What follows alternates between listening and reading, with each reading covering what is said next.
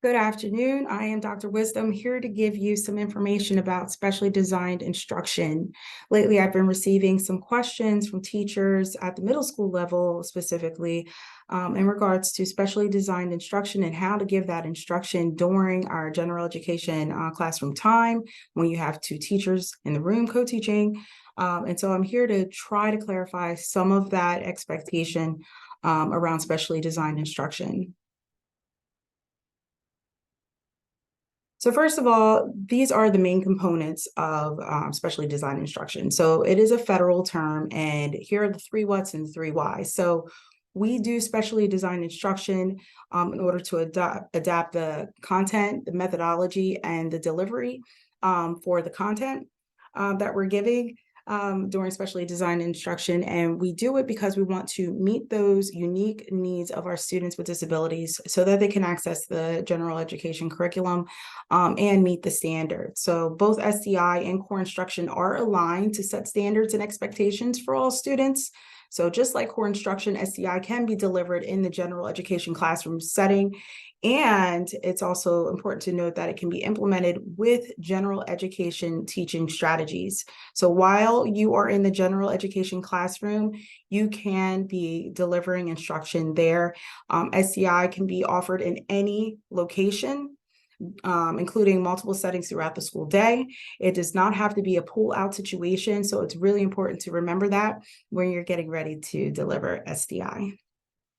Some of the key differences with SDI are that SDI is specific to each student. The core instruction is designed for an entire classroom, right? So, but the SDI is actually for specific students according to their IEP. So eligibility for an SDI is guaranteed by IDEA as part of students' IEPs.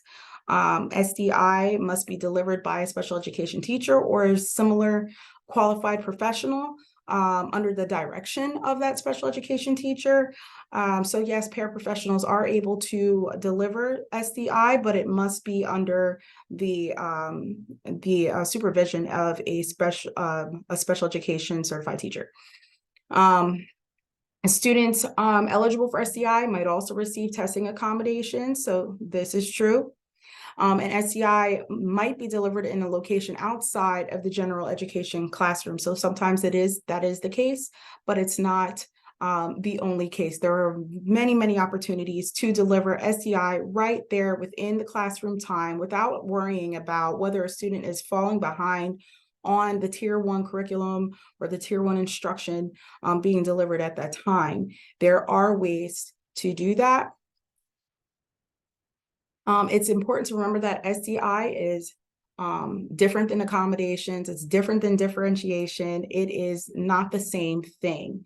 Okay, so SDI is something that the teacher is doing as opposed to an accommodation or differentiation or a universal design approach. It is actually specifically tailored for the student's needs according to their IEP. And that's why I say it's really important to have a summary of an IEP. Create a summary of your IEPs, gather your team and sit down and determine what that looks like, have a template for it. I've offered a template for it. That template is available on the website. So check it out. If you have a question about that, please reach out and I can shoot it to you. You just need to put those things, those accommodations that students have, their IEP goals, benchmarks, just specific things that you think are going to be really necessary for you to have when you're delivering instruction so that you don't have to read a 92-page document. So here are some steps for delivering SDI. You want to clarify the learning target for the lesson so that you are all on the same page of what do we want our students to accomplish. Pinpoint the difficult moments students may experience. So what has been a challenge in the past and what do we expect to be challenging based on the data and our knowledge of student capacities, right? Choose IEP goals to address during the lesson. So we can't address all the IEP goals at once. Maybe we're working on math one day, maybe we're working on reading goals the other day. Determine which ones are most closely aligned with the curriculum. Identify the metacognitive process that a successful learner might use. So how does a successful learner think about this? Is there a strategy that I use other than one that might be typically taught? How might I make this process tangible for the student? How might I make them closer to understanding?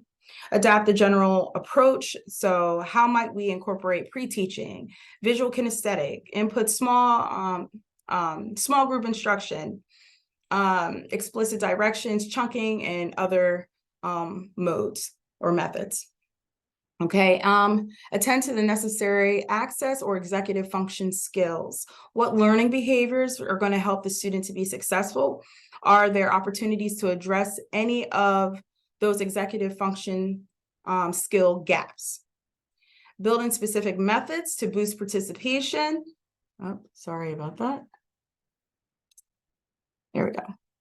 Build in specific methods to boost participation.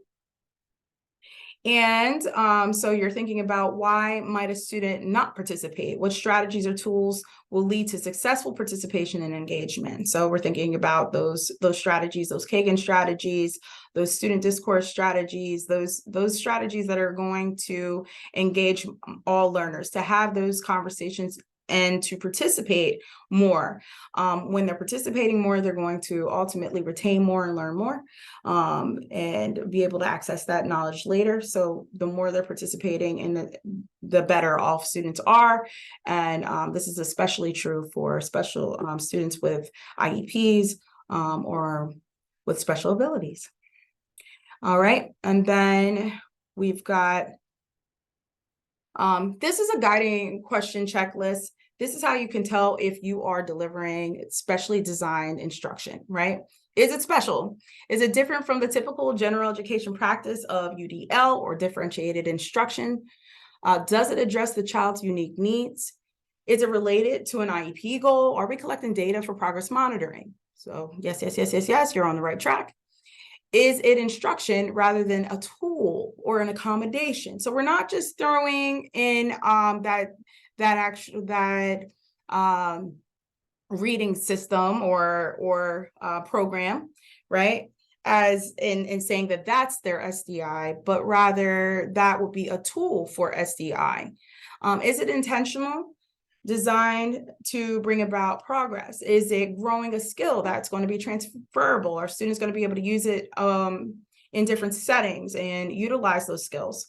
And is it building independence? Because ultimately that's what we want students to do. So this is a really good guiding checklist that you can use to help you. That was really, really helpful for me as a teacher. All right.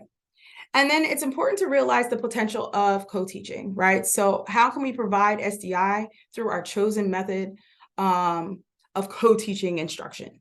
So we've got to think about station teaching, parallel teaching, and alternative teaching. These are going to be your best methods that I can think of right now for you to be able to deliver that instruction within the classroom. And these are co-teaching structures that you should be using anyway. So station teaching, if you've got an independent station going on, you've got a technology station going on. I mean, there can be numerous stations going on at the same time. Perhaps one of those stations is for students to work on some of their specific needs during the class period. Perhaps it is a station for reading comprehension. And if students are expected to do some reading comprehension, maybe that's a time for the teacher, the special education teacher, to run that station. And while those students are working independently on their comprehension skills, you could be working with the students who have been identified as needing those comprehension specially designed instruction, right? So what might that look like?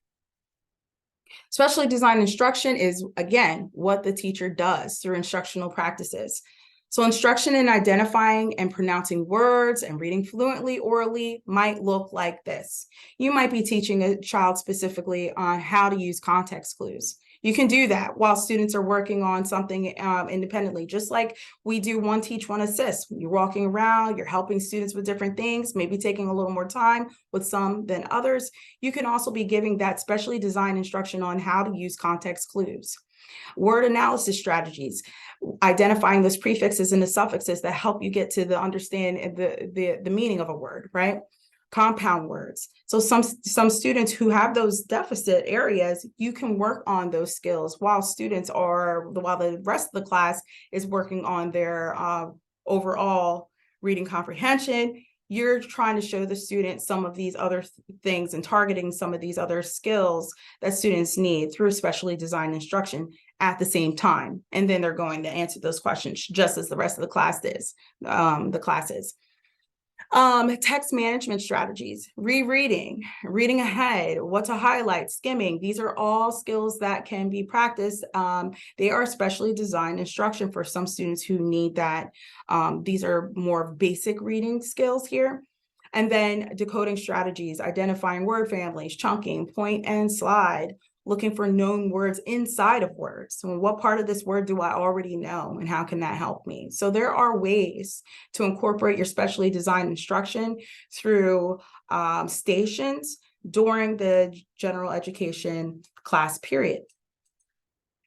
Here's some reading comprehension. So maybe you're looking for you're looking for students to work on some reading comprehension through acronyms. So the acronym LEARN might be something that you're especially targeting for a student. And you're asking students to list what they know. So what do they already know? What do they want to explore? Go ahead and access that information, reflect on what you're learning, and now making those connections. So teaching students the steps to attack a piece of text when they're trying to work on their reading comprehension. So some of these things in combination with the things I showed on the last slide can really aid in a student's reading comprehension. And again, it just depends on that student. And we do have to come prepared as teachers with the tools we need to provide that specially designed instruction. So that comes during careful planning time. We don't always have to be pulling students out. This can be done during the classroom time. SDI is not a place, it's what the teacher does. It may include some accommodations, but it's not that that makes the specially designed instruction. It truly is what you are doing during that time that makes it specially designed. I am here for your planning needs. I'm here for your co-teaching needs. I can come in, I can plan with you, I can teach with you, I can model for you a lot of these, and we can troubleshoot these issues together. You are not alone. Please reach out to me. I am Dr. Wisdom, and I thank you for your time.